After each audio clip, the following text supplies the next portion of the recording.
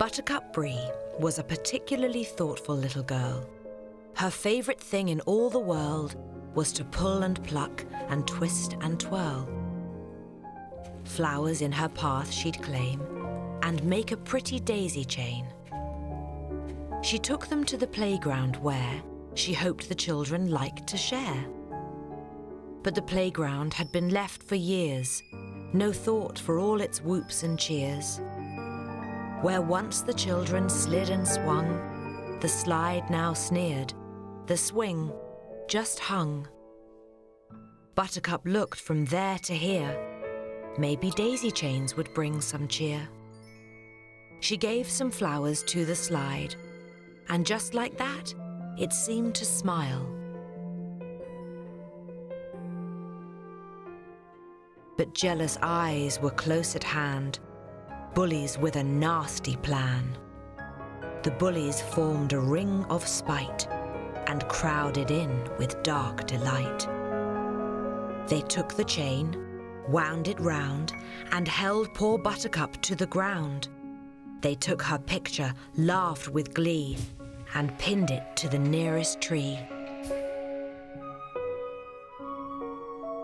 The bullies went upon their way and left poor Buttercup in dismay. But kinder eyes were closing in. A little boy, Benjamin. He broke her chains to some degree, stood up for her and set her free. Don't cry, you're strong. It's not their fault. They just don't know. They've not been taught. We're different, special, you and me. The world just seems to disagree. A little boy with big ideas had come to help and squash her fears. Benjamin held a dandelion high and shared it up toward the sky. You're not alone, so don't be scared. A problem halved is one that's shared. Buttercup scooped her daisies close. Ahead she saw her picture post. They spread so far as she could see, the photos pinned to every tree.